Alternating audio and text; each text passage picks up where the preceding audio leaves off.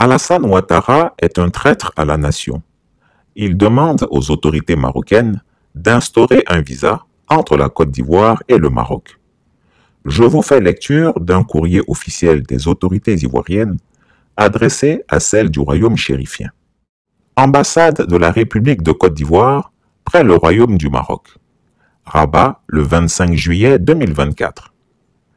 L'ambassade de la République de Côte d'Ivoire à Rabat présente ses compliments au ministère des Affaires étrangères, de la coopération africaine et des Marocains résidant à l'étranger du Royaume du Maroc, direction du protocole, et à l'honneur de l'informer de la demande des autorités ivoiriennes d'instaurer pour une période de 2 ans, à compter du 1er septembre 2024, un visa d'entrée au Maroc pour tous les détenteurs de passeports ordinaires ivoiriens. Cette mesure ne s'applique pas aux Ivoiriens titulaires de passeports officiels, ainsi qu'aux citoyens marocains désireux de se rendre en Côte d'Ivoire. L'ambassade voudrait rassurer les autorités marocaines de la pleine coopération du gouvernement ivoirien à la mise en œuvre de cette mesure que fera l'objet d'une campagne de communication adéquate auprès de la population. L'ambassade sollicite également une rencontre avec la direction des affaires consulaires et sociales à sa plus proche convenance en vue d'échanger sur cette question.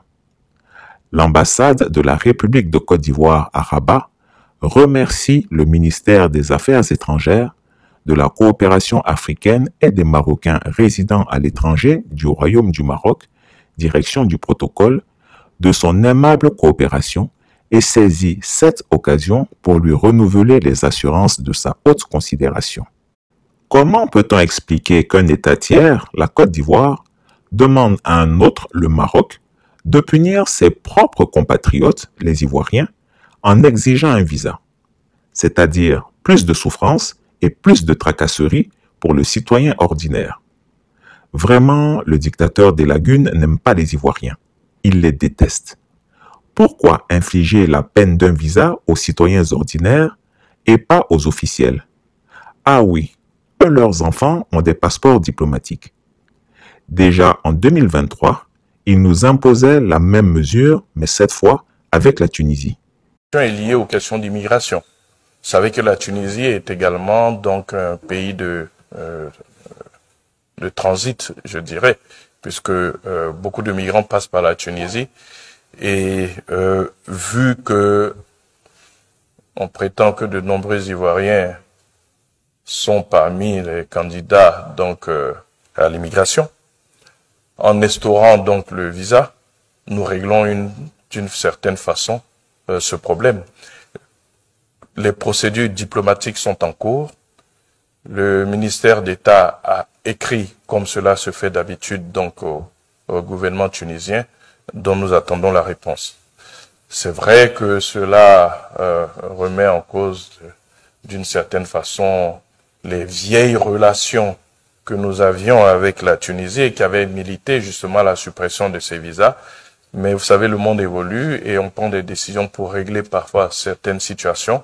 Je reste convaincu que c'est une situation conjoncturelle et que très bientôt, une fois que toutes ces questions d'immigration clandestine auront été réglées donc en amont, nous retrouverons nos relations anciennes avec la Tunisie. Effectivement, nous avons saisi le gouvernement tunisien pour établir donc les visas donc entre nos deux pays. Vous savez que cela se fait selon la réciprocité et donc nous ne pouvons pas le faire de façon unilatérale sans en informer donc le gouvernement tunisien. Chris Yapi ne ment pas.